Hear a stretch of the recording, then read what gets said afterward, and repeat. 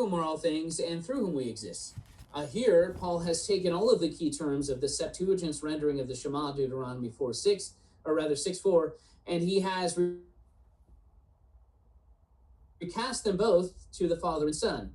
And what makes this even more incredible with regard to Oneness Pentecostalism is that Paul has attributed in this text, in a text dealing with idolatry, drafting on the language of the Shema, he has attributed creation to both the Father and Son. All things are from the Father, and all things are through the Son. And so here, as in Hebrews 1:2, Colossians 1:16, John 1:3, Paul utilizes the construction dia with the genitive again in order to communicate the Son's personal and active agency as the means by which the Father created it all.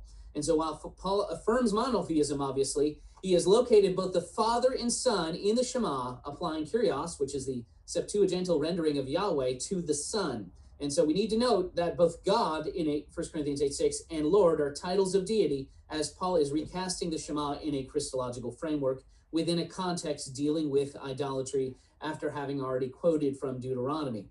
Whereas the Father is the source of all things, both in creation and redemption, the Son is the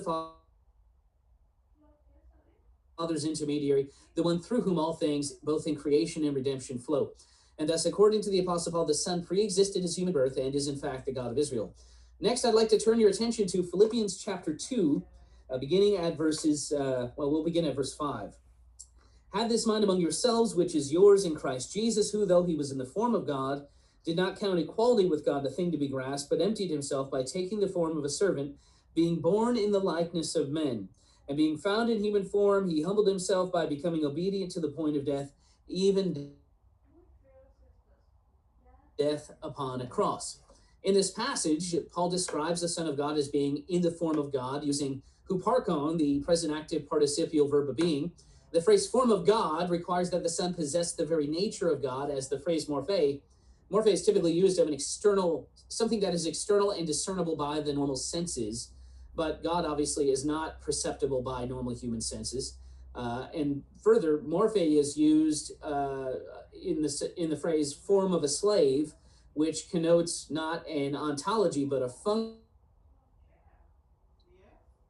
not an external appearance, but the function of the Son of God. And so while the Son of God was in the form of God, having all of the qualities and attributes belonging to the deity, just as the author of Hebrews claimed when he described the Son as having the exactness of the Father's being in Hebrews 1:3, Jesus did not count equality with God a thing to be grasped.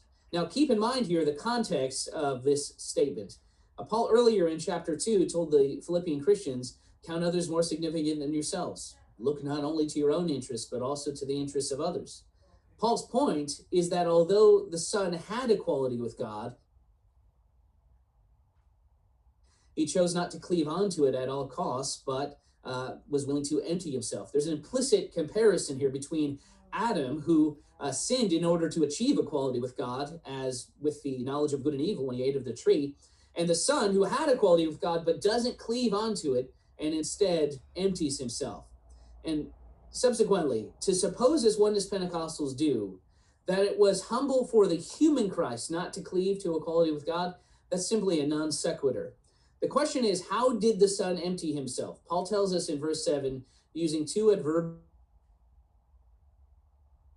participles. The Son emptied himself, Paul says, by taking the form of a slave, and then the second explanatory clause indicates that the form of a slave was being born in the likeness of men. You've got two explanatory adverbial modal participles there.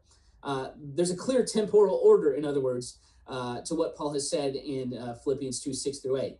Prior to taking the form of a slave and being born in the likeness of men, the Son existed in the form of God. Subsequently, on Paul's view, the Son pre-existed his human birth, was personally active and distinct from the Father. Note the reflexive pronoun in verse 7. He emptied himself. This was not something somebody else did to him. This was something that Christ did prior to taking upon himself all of the limitations of human existence. And so, in other words, the Son was active and personally distinct from the Father prior to his incarnation, thus nullifying Oneness Christology and the claims of Mr. Hayes. Paul indicates that the Son's that he purposefully engaged in an incredible humiliation, and this is why we celebrate Christmas, in order